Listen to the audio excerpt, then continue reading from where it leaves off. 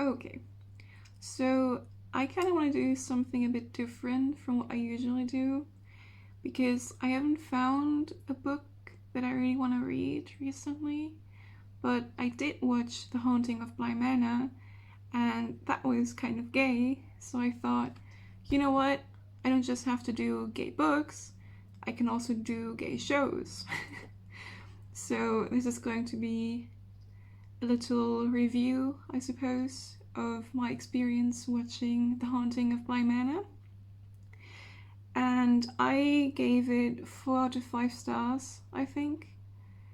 All the things that I didn't like were just like minor things. So it could really be like 4.5 too, if I wasn't as picky for some reason.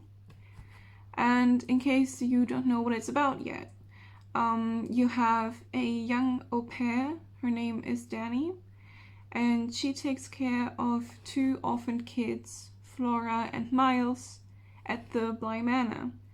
And there she also meets a housekeeper whose name is Hannah, a cook called Owen, and a gardener called Jamie. And you kind of get the sense that Danny, the main character herself, is haunted by a ghost, and the kids are acting weirdly, and that story is told in the show by a character. So it's like a story within a story. So the non-spoilery things I can say about the show are that luckily for me, it's not really full of jump scares. I was expecting it to be a lot like Haunting of Hill House, because that's from like the same people. But this one isn't as scary from what I presume. I haven't watched the entirety of Hill House, but it seemed a lot more focused on the spook aspect. Well, this one was more story and character driven, which is something that I really enjoy. So I'm glad that I picked it up. The really good thing about this show is the main characters, the main adults. So Owen, Jamie, Danny, and Hannah. They're all great. I really love all of them, and I'm glad that the characters are as lovable as they are, because that tends to be like my number one must-have in a show that I like, is for me to like the main cast, and I really, really do. The romance subplots in this are actually really well done. They don't really seem out of place or anything, and you can really feel the chemistry in nearly all of the main pairings. The plot twists that happen throughout the show are actually really cool. They're not in the way that they kind of come out of nowhere. You can feel that they're leading up to a plot twist, and you can like guess, and you can get close to what really is going to happen, or you can even get it right, but in a way that it is satisfying and makes sense and isn't obvious and boring. The thing that I really, really loved about the show was the ending. It was really, really sad, but in a good way. Like, it hurt and I cried like a little bitch about it for like an hour straight, but it was a good cry because it just showed that I really cared about the characters and their relationships and their future.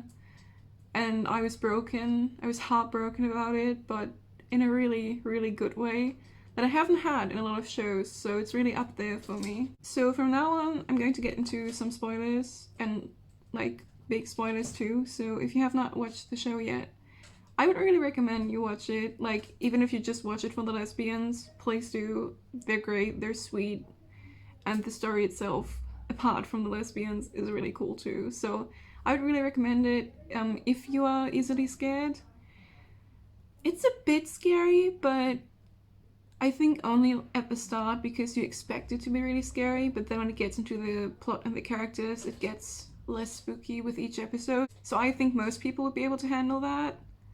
And if not, you can always watch it with a friend like I did, because I expected it to be more scary than it was, so I was like, I don't want to watch that alone, I'm scared.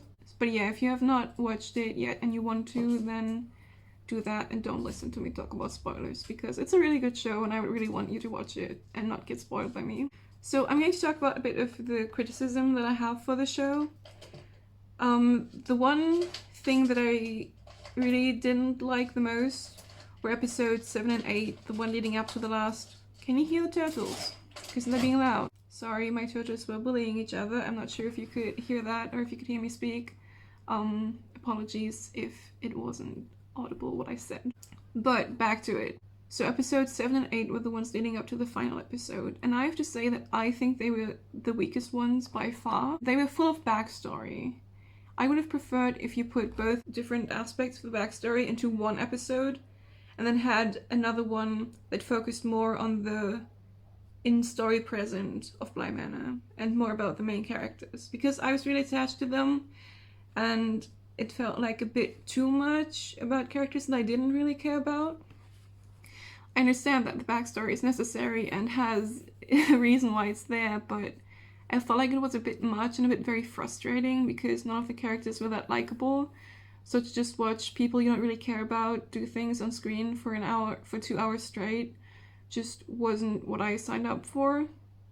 So I would have preferred if they had cut that a bit shorter and then instead added some more domestic life in Bly. Because that is just what I would have looked forward to. A thing that really disappointed me was Rebecca's character. Because she was introduced as a really ambitious woman, and she's smart, and she knows what she wants in life.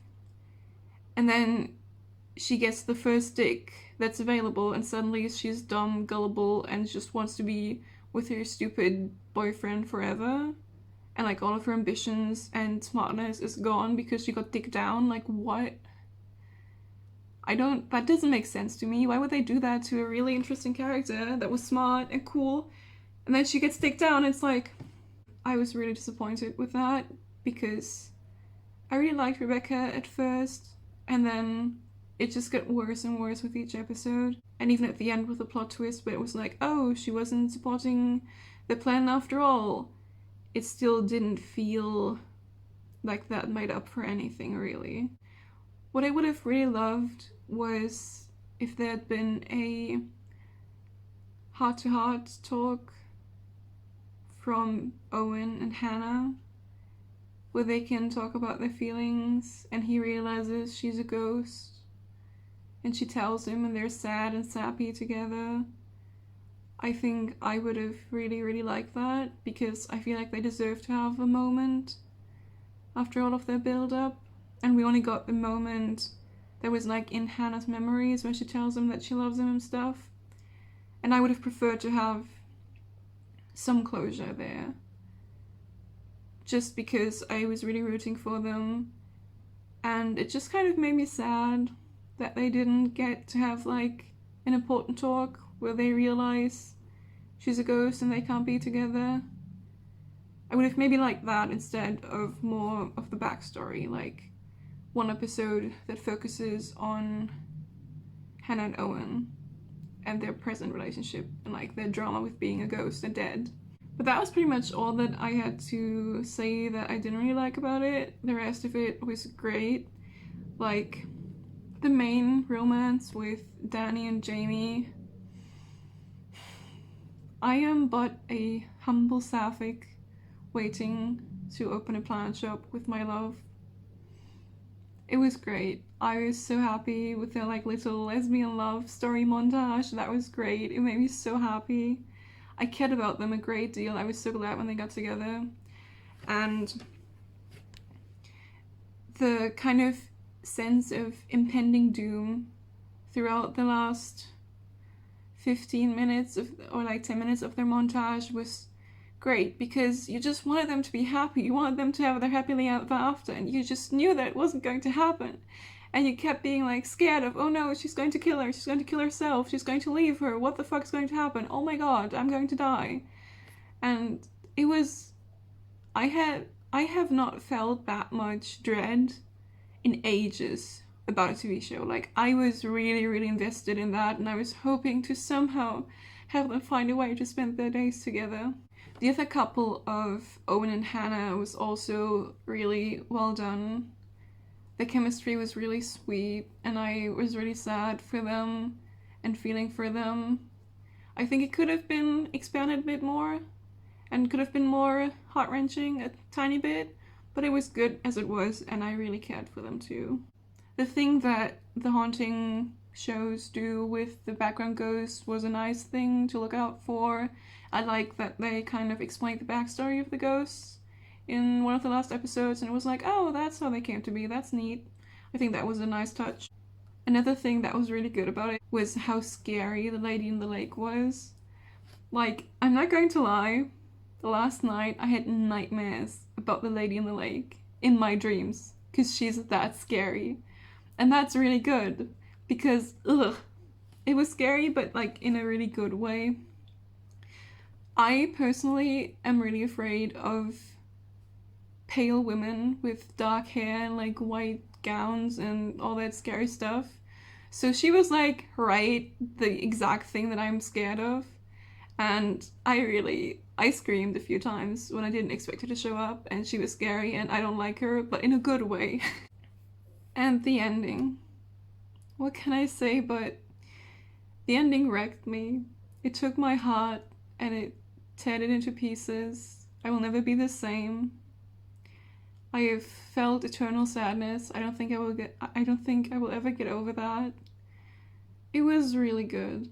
The ending is most likely my favorite thing about the show. It's probably one of my favorite endings of a show ever. And the arm. The very last scene with her arm. And she was waiting for her after all those years. That's so gay. That's the gayest shit I've ever seen, and I loved it. And I cried. I cried so much. I was watching it with a friend. We were watching it over Discord. And I was crying so fucking hard that I had to mute myself so that he could still like hear anything, because I was just sobbing. I was crying my eyes out. I was heartbroken over everything, and I was done with everything. I was ready to die at that point, but in a good way, in a really, really good way. It was really emotional, but good ending that felt... It hurt in all the good ways, and I'm really glad it ended the way it did, even though I would have liked a happier ending. But I know it's not realistic, and yeah. I'm still sad about it, if you can't tell, but yeah, I really, really am. But I think that is all that I had to say about the show.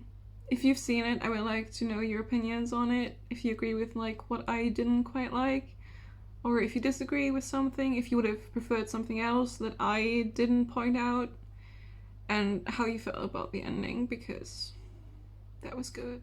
That's the good shit, you know?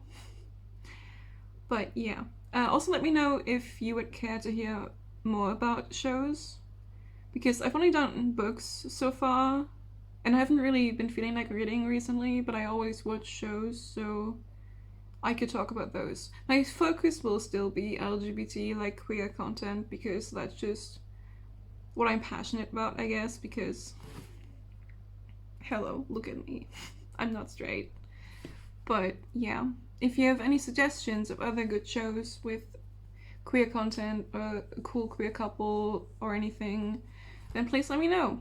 Oh, also, if you have any books you would like me to read, I prefer urban fantasy, young adult, trash, but gay, then please also let me know.